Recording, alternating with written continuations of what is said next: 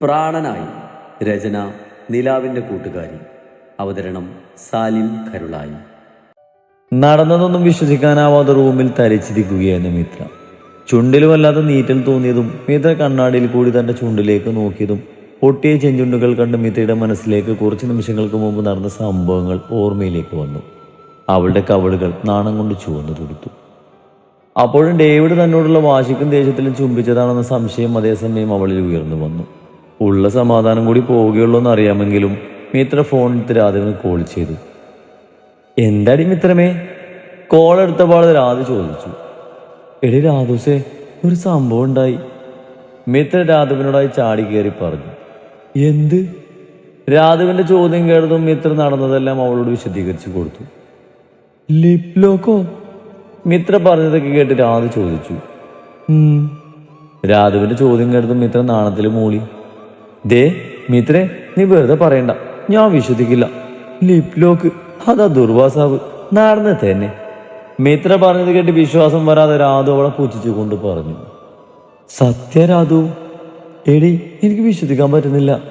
ഞാനത് ഞെട്ടിപ്പോയി. ഏതായാലും നിശ്ചയനപ്പോ നമ്മൾ വിചാരിച്ച പോലെയല്ല. അതുകൊണ്ട് നീ കുറച്ച് സൂക്ഷിച്ചും കണ്ടൊക്കെ നിന്നാ മതി, രാധ മിത്രയോട് പറഞ്ഞു. എന്താ രാധ നീ ഉദ്ദേശിച്ചത്? എനിക്ക് മനസ്സിലായില്ല. എടി പൊട്ടിക്കാളി, ഇതിൽ നിന്നിപ്പോ മനസ്സിലായില്ലേ സാറിനിപ്പോ എന്നോട് ഇത്തിരിയെങ്കിലും ഇഷ്ടമുണ്ടെന്ന്? രാധ പറഞ്ഞത് കേട്ട് മിത്ര അത് ശരിവെക്കുന്ന രീതിയിലൊന്ന് മൂളി. ആ ഇഷ്ടം പുറത്ത് കൊണ്ടുവരികയാണ് ഇനി നീ ചെയ്യേണ്ടത്. നീ അവസാനം പറഞ്ഞ സെന്റി ഡയലോഗ് സാറിന്റെ മനസ്സിൽ കൊണ്ടിട്ടുണ്ടാകും. അതുകൊണ്ട് നീ അവസരം പരമാവധി മുതലെടുക്കണം. മനസ്സിലായില്ല. എടി മിത്രേ, പ്ലാൻ എ ഞാൻ നിനക്ക് പറഞ്ഞു തരാം. ഈ പ്ലാൻ എ ഫ്ലോപ്പായി പോയാ പ്ലാൻ ബി. ആദ്യം പ്ലാൻ എ പറയടി. Plan A is very simple. ഇനി നീ സാധനം തിരിഞ്ഞു പോലും നോക്കരുത്. അതായത് ഇനി സാധനം മൈൻഡ് ചെയ്യരുത്. കുറെ നീ അങ്ങനെ പിഴകം നടന്നതല്ലേ, ഇനി അത് തിരിച്ചായിക്കോളും. നിന്റെ അവഗണന സഹിക്ക വയ്യാതെ സാറ് തന്നെ നിന്റെ മുന്നിൽ അവസാനം മുട്ടുകുത്തിക്കോളും. അതൊക്കെ നടക്കൂരോ? അതു രാധു പറഞ്ഞത് കേട്ട് ഉള്ളിൽ സംശയം മറച്ചു വെക്കാതെ മിത്ര ചോദിച്ചു. നടക്കും പെണ്ണെ, നീ നെഗറ്റീവ് എടുക്കതെല്ലാം പോസിറ്റീവായി എടുക്ക്. രാധ മിത്രക്ക് ധൈര്യം പകർന്നു നൽകിക്കൊണ്ട് പറഞ്ഞു. രാധുവിനോട് കുറച്ചു നേരം സംസാരിച്ച് ഫോൺ വെച്ച മിത്ര ബെഡിൽ മലർന്നു കിടന്ന് പല കാര്യങ്ങളും കണക്ക് കൂട്ടി. ചേട്ടത്തി! താഴേന്ന് കുഞ്ഞുട്ടിന്റെ ഉറക്കിയുള്ള വിളി കേട്ടതും മിത്ര ഞെട്ടി കണ്ണുകൾ തുറന്നു.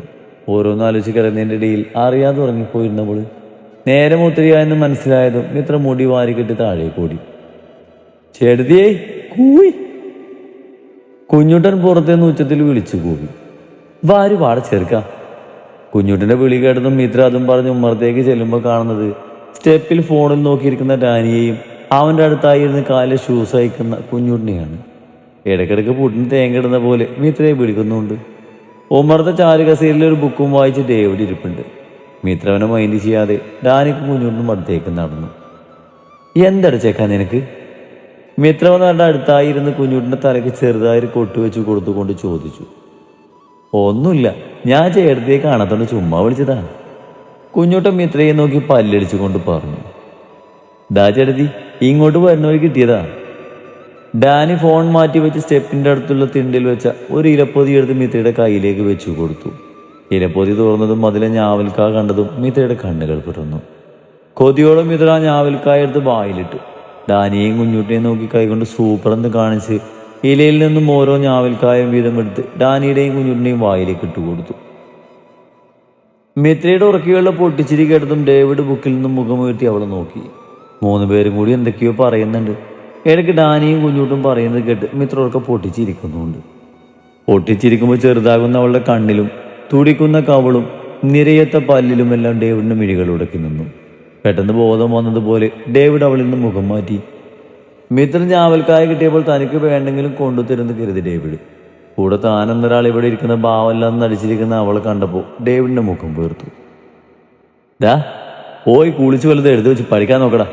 മാർക്ക് കുറഞ്ഞ ഒക്കത്തിന്റെ ഈ ചീരി ഞാൻ നിർത്തിയേക്കും.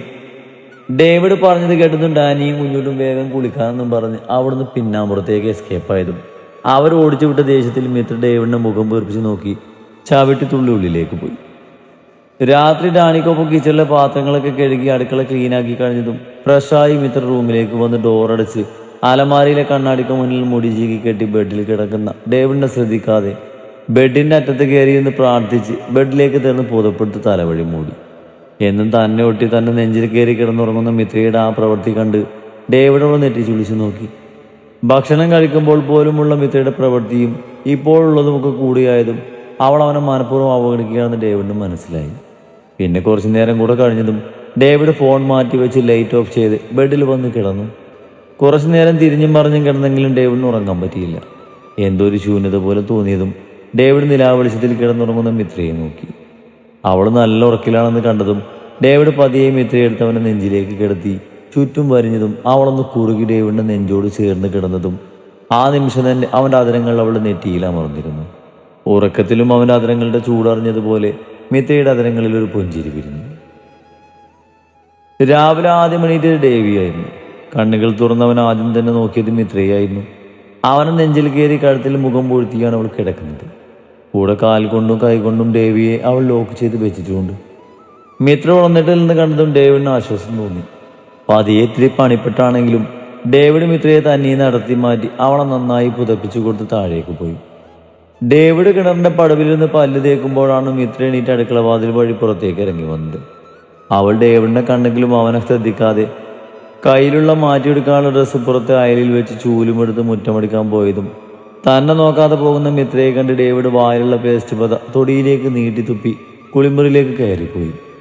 മിത്ര മുറ്റമെല്ലാം അടിച്ചു വാരി പിന്നാമ്പുറത്തേക്ക് വരുമ്പോൾ ഡേവിഡ് കുളി കഴിഞ്ഞ് അകത്തേക്ക് പോയിരുന്നു. അടുക്കള മുറ്റം കൂടി അടിച്ചു വാരി ബ്രഷിൽ ഇത്തിരി പേസ്റ്റുമാക്കി അയലിലിട്ട് ഡ്രസ്സുമെടുത്ത് കുളിമുറിയിലേക്ക് കയറിപ്പോയവൾ കുളി കഴിഞ്ഞ് മുഷിഞ്ഞ തുണികൾ അലക്കി അയൽ വിരിച്ചിട്ട് മിത്ര അടുക്കളയിലേക്ക് വന്നു.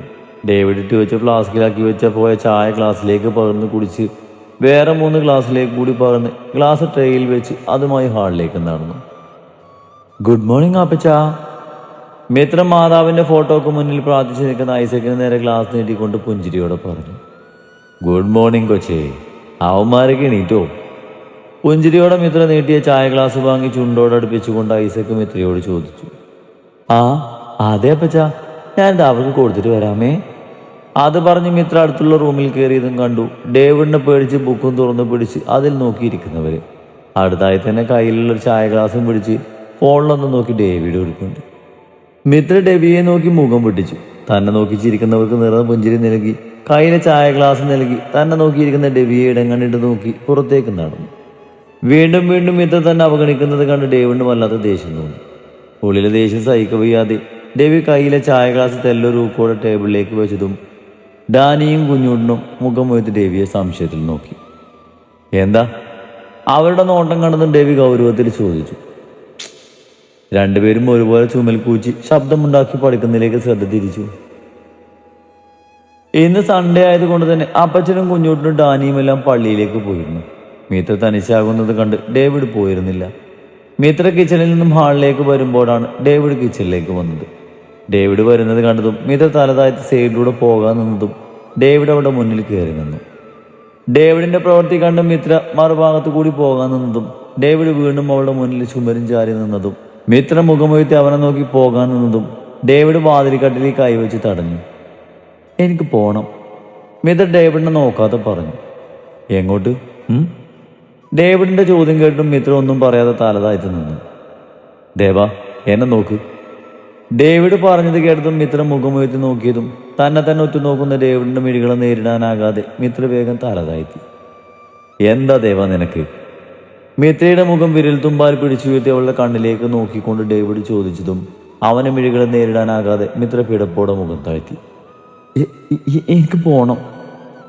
മിത്ര വേഗം ഡേവിഡിനെ തട്ടിമാറ്റി മുന്നോട്ട് പോകാൻ നിന്നതും അതിനു മുമ്പായി ഡേവിഡ് അവളെ വലിച്ച് നെഞ്ചിലേക്ക് ഇറുകെ പുണർന്നതും മിത്ര ഞെട്ടിലോടെ വിടുന്ന മിഴികളോടെ ഡേവിഡിനെ മിഴിച്ചു നോക്കി. സത്യന്റെയും അവന്റെ ഫാമിലിക്കും ഒപ്പം ഡ്രസ്സ് എടുക്കാൻ വന്നതാണ് രാധു. സെയിൽസ് ക്ലേയിൽ ഒരുപാട് സാരികൾ വലിച്ചിരുന്നുണ്ടെങ്കിലും അവൾക്കൊന്നും തന്നെ ഇഷ്ടമാകുന്നില്ല. എന്റെ രാധു കഴിഞ്ഞില്ലേ? തനിക്കുള്ളതെടുത്ത് ഫോണും വിളിച്ച് അങ്ങോട്ട് വന്ന സത്യ ചോദിച്ചതും രാധു ചുണ്ടു കുറിപ്പിച്ച് അവനെ നോക്കിയതും സത്യ അവളെ നോക്കി ചിരിച്ച് ഫോണിൽ സംസാരിച്ചു കൊണ്ട് തന്നെ അടുത്ത് വെച്ചതിൽ നിന്നും ഒരു സാരി ചൂണ്ടിക്കാണിച്ചതും സെയിൽസ് കേളി വേഗം ആ സാരി എടുത്ത് കാണിച്ചതും രാധുവിന്റെ അടക്കം എല്ലാവരുടെയും മുഖം പെടുന്നു. വടർമാലിയിൽ റോസ് ഗോൾഡ് വരുന്ന ബനാറസ് സിൽക്ക് സാരി എന്നത്. സെയിൽസ് കേൾ തന്നെ രാധുവിന് ആ സാരി ഉടുപ്പിച്ചു കൊടുത്തതും സത്യവളുടെ രൂപം ഫോണിൽ പകർത്തി രാധവിനെ നോക്കി കൈകൊണ്ട് സൂപ്പർ എന്ന് കാണിച്ചതും രാധവിന്റെ മുഖത്ത് നിറ പുഞ്ചിരി വിരിഞ്ഞു. രാധവിന് വൈകിട്ട് തിരിച്ചു പോകേണ്ടത് കൊണ്ട് തന്നെ അവൾക്കുള്ള ഡ്രസ്സ് എടുത്ത് അവിടെ തന്നെ ആൾട്ടർ ചെയ്യാൻ കൊടുത്തു സത്യ. എന്നിട്ട് അവളെയും കൂട്ടി അവിടുന്ന് ഭക്ഷണം കഴിച്ച് ഇരുവരും നേരെ പോയത് രാധവിന്റെ വീട്ടിലേക്കായിരുന്നു. രാധു വീട്ടിലെത്തുമ്പോൾ അവൾക്ക് കൊണ്ടുപോകാനുള്ള ബാഗെല്ലാം അവളുടെ അമ്മ ഒടുക്കി വെച്ചിരുന്നു. രാധു, ബസ്സിനുള്ള ടൈമായി, നീ റെഡിയായില്ലേ? ഇറങ്ങേണ്ട സമയമായിട്ട് രാധു വരാത്തത് കണ്ട് സത്യവളെ തിരിഞ്ഞു വന്നതും കാണുന്നത് ഡൈനിങ് ടേബിളിൽ ഇരുന്ന് അപ്പവും ചിക്കൻ കറിയും കഴിക്കുന്നവളെയാണ്. എന്റെ രാധു, നീയല്ലേ കുറച്ചു മുമ്പ് കഴിച്ചത്? സത്യ അവൾ കഴിക്കുന്നത് കണ്ട് ചോദിച്ചു. അതൊരു 1.5 മണിക്കൂർ മുമ്പല്ലേ. എനിക്ക് വിശന്ന അപ്പം ഫുഡ് കിട്ടണം, അല്ലെങ്കിൽ ദേഷ്യം വരും. രാധു കാസ്ട്രോളിൽ നിന്നും ഒരു ദോശ കൂടിയെടുത്ത് കറി പാർന്ന് കഴിച്ചുകൊണ്ട് പറഞ്ഞു. ഏതായാലും വേഗം കഴിക്ക്, ഇല്ലെങ്കിൽ ബസ് മിസ്സാകുവേ. സത്യ അവൾക്ക് ഓപ്പോസിറ്റുള്ള ചെയറിൽ നിന്ന് നിർമ്മല കൊടുത്ത കാപ്പി കുടിച്ചുകൊണ്ട് പറഞ്ഞു. രാധു ഭക്ഷണം കഴിച്ചു കഴിഞ്ഞതും ബസ്സിന് സമയമായത് കൊണ്ട് തന്നെ രാധു വേഗം എല്ലാവരും യാത്ര പറഞ്ഞ് സത്യയുടെ കൂടെ പുറപ്പെട്ടു. എത്തിയിട്ട് വിളിക്കണേ രാധു. തൻ്റെ കയ്യിലുള്ള ബാഗ് രാധുവിൻ്റെ കയ്യിലേക്ക് കൊടുത്തുകൊണ്ട് സത്യ അവളോട് പറഞ്ഞു. വിളിക്കാ സത്യ. എന്നെ വേഗം കയറിക്കും, ബസ് എടുക്കാൻ സമയമായി.